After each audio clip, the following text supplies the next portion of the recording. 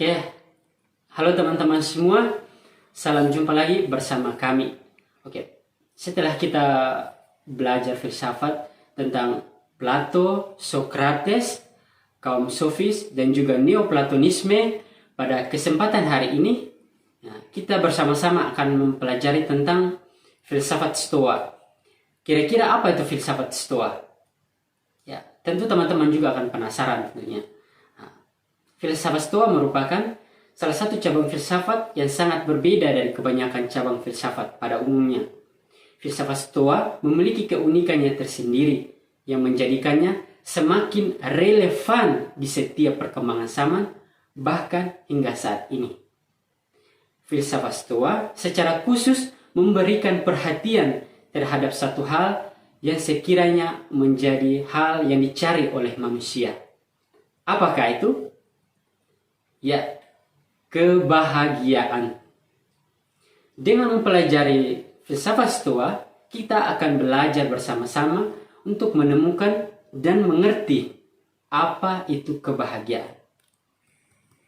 Dan yang lebih penting dari itu ialah filsafat Stoa mau mengajarkan kepada kita semua betapa diri kita, diri saya dan kalian semua itu memiliki kekhasan yang sangat unik, bahkan sangat berbeda dari makhluk lainnya, yaitu kita mempunyai akal sehat. Filsafat Stoa adalah salah satu cabang filsafat yang muncul selama 400 tahun dari Yunani menuju Romawi. Cabang filsafat yang satu ini dicetuskan oleh seorang ahli atau filsuf yang bernama Zeno Zitium. Ia adalah tokoh utama yang menjadi penggagas lahirnya filsafat Stoa. Semua tokoh filsafat Stoa adalah orang-orang Yunani yang datang ke Romawi, namun telah belajar tentang Stoa di Yunani, khususnya di kota Athena. Seiring berjalannya waktu, sebagai sebuah mazhab yang sangat besar dan memiliki pengaruh yang luas, dan bahkan digunakan dalam banyak disiplin ilmu, filsafat Stoa telah melahirkan tokoh-tokoh besar pada zamannya. Siapakah mereka? Yang pertama, Stoa awal, yaitu yang pertama Zeno Citium dari Pulau Siprus pada tahun 333 sampai 262 sebelum Masehi. Ia merupakan seorang pendiri mazhab Stoa. Sebelum mendirikan mazhab Stoa, ia belajar filsafat di Athena dari beberapa filsuf dari banyak aliran. Yang kedua, Cleades dari Assos pada tahun 330 sampai 233 sebelum Masehi. Ia merupakan murid setia Zeno yang akhirnya menjadi pemimpin Stoa setelah kematian Zeno. Ia bukan seorang pemikir mandiri sebab idenya diwarnai oleh minat religius. Salah satu karya yang terkenal ialah lagu pujian bagi Zeus. Yang ketiga, Kirpos dari Soli pada tahun 280 sampai 205 sebelum Masehi. Ia dianggap sebagai pendiri kedua Stoa. Sebelum menjadi pengikut Stoa, ia telah terlibat dahulu di akademia yang secara khusus mempelajari tentang logika. Yang kedua, Stoa pertengahan. Pertama, Panaitios yang dari Rhodos, lahir pada tahun 185 dan meninggal pada tahun 110 sebelum Masehi. Pemikiran dipengaruhi oleh Socrates dan Plato. Yang kedua, Poseidonios, lahir pada tahun 135 dan meninggal pada tahun 51 sebelum Masehi, dari Apamea. Ia merupakan seorang murid dari Panaitios karena ia mendapat didikan langsung dari gurunya. Yang ketiga, Stoa akhir atau Stoa Romawi. Pertama, Seneca pada tahun 1 sebelum Masehi dan meninggal 65 Masehi. Ia adalah seorang bangsawan yang turut dalam kegiatan politik. Ia juga adalah seorang bankir. Walaupun demikian, ia tetap teguh untuk hidup dalam kesederhanaan sebagai seorang Stoa. Yang kedua, Epictetus lahir pada tahun 55 dan meninggal pada tahun 125 Masehi. Ia bukanlah seorang yang kaya. Ia adalah seorang yang awalnya budak. Namun setelah dibebaskan, ia akhirnya belajar filsafat dan menekuni aliran Stoa. Yang ketiga, Marcus Aurelius yang lahir pada tahun 121 dan meninggal pada tahun 180 Masehi. Ia adalah seorang tokoh besar Romawi yang juga adalah seorang kaisar.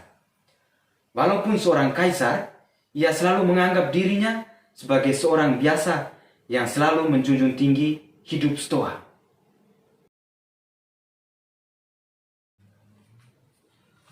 Oke teman-teman, pada bagian ini kita akan secara khusus belajar bersama tentang Stoa akhir atau Stoa Romawi. Ya, terdapat 3 tokoh yang memiliki pengaruh besar terhadap perkembangan Stoa hingga sampai saat ini.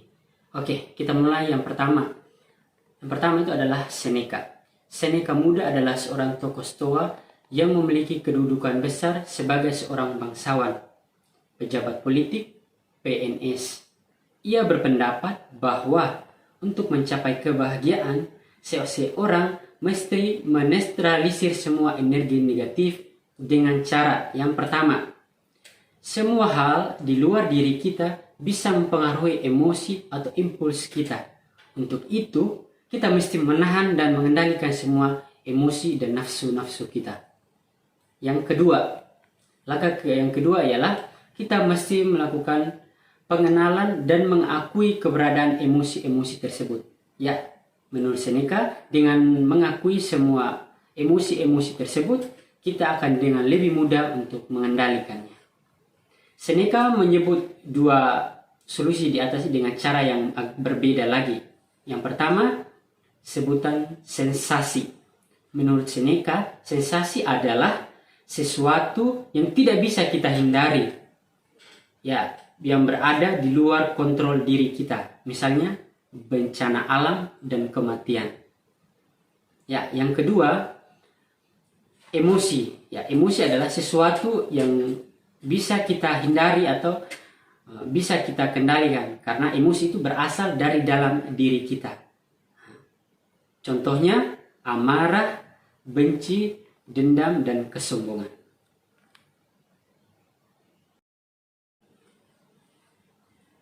Yang kedua adalah Epictetus.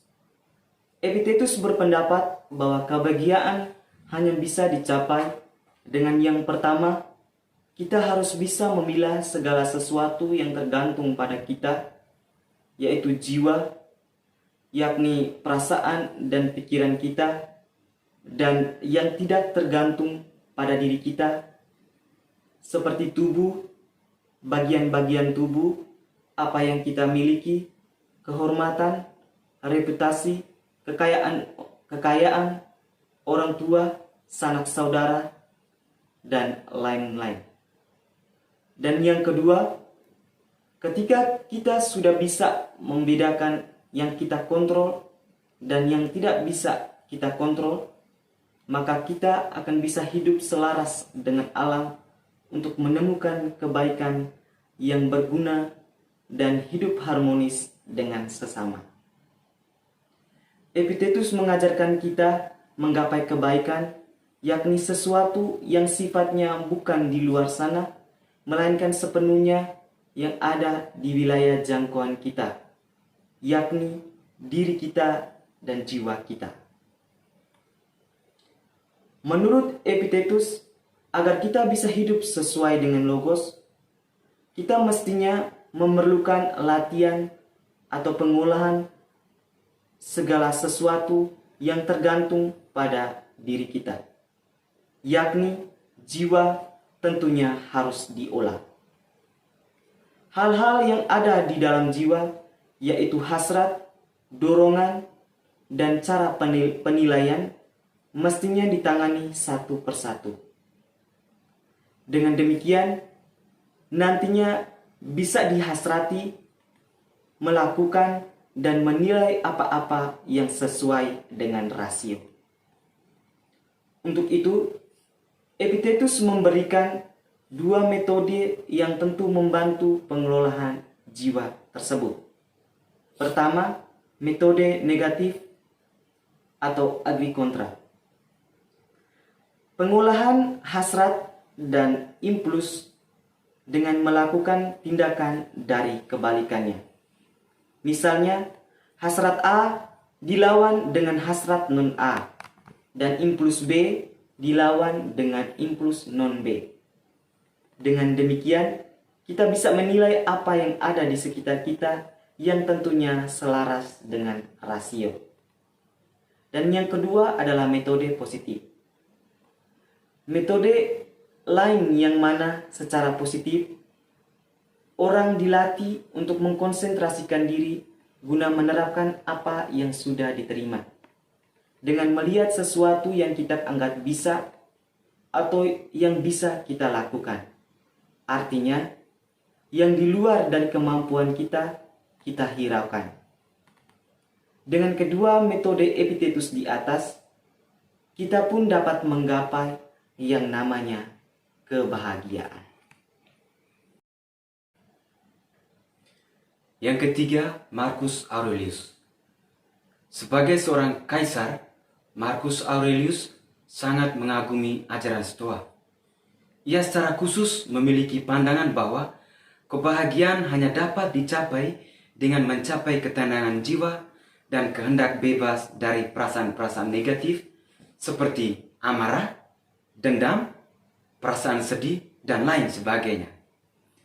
Marcus Aurelius berbeda dengan Seneca. Marcus Aurelius berpendapat bahwa kebahagiaan hanya dapat dicapai dengan memprioritaskan relasi dengan sesama manusia dan dengan yang ilahi. Beberapa refleksi Marcus Aurelius, yaitu yang pertama, latihan menjadi pemimpin yang baik dan bermoral dan membayangkan berhadapan dengan orang-orang yang menjengkelkan. Dengan metode ini, bagi Aurelius menjadikan kita untuk lebih siap menghadapi mereka dan menerima mereka sebagai sesama manusia yang diciptakan oleh Tuhan. Yang kedua, penguasa yang bermoral adalah penguasa yang bisa menerima semua bawahannya, selalu tenang dalam penguasaan diri atau tidak terombang-ambing oleh emosi-emosi negatif. Yang ketiga, keutamaan penguasa nampak dalam sikap kerja apa adanya, melakukan dengan kesadaran dan penuh keadilan terhadap sesama. Beberapa metode penguasaan diri menurut Marcus Aurelius, yaitu pertama, mendefinisikan secara tepat masalah yang ada. Kedua, tidak terlalu memperbesarkan suatu hal. Ketiga, mengendalikan emosi negatif.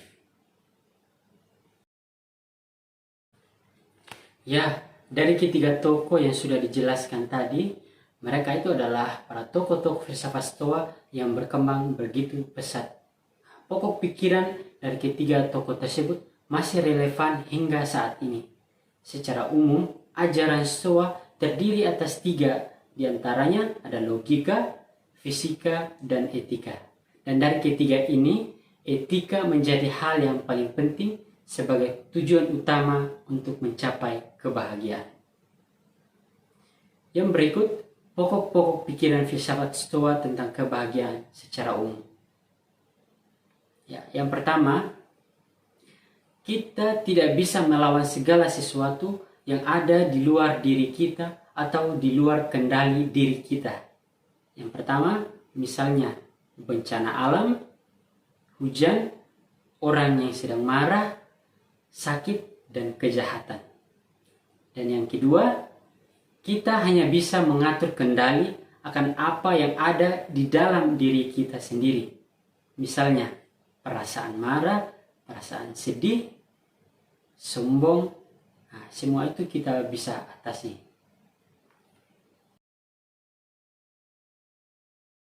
Kekasan filsafat Stoa.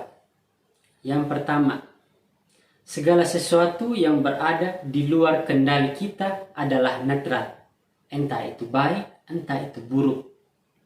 Yang kedua, baik buruk sesuatu itu akan memiliki makna, akan memiliki arti setelah kita memberikan pertimbangan dan kehendak bebas. Dan yang ketiga, dunia sosial kita saat ini, baik yang miskin maupun kaya, semuanya itu adalah netral. Entah kita miskin atau kaya. Yang terpenting ialah bagaimana kita menjalani hidup ini dengan cara hidup Stoa.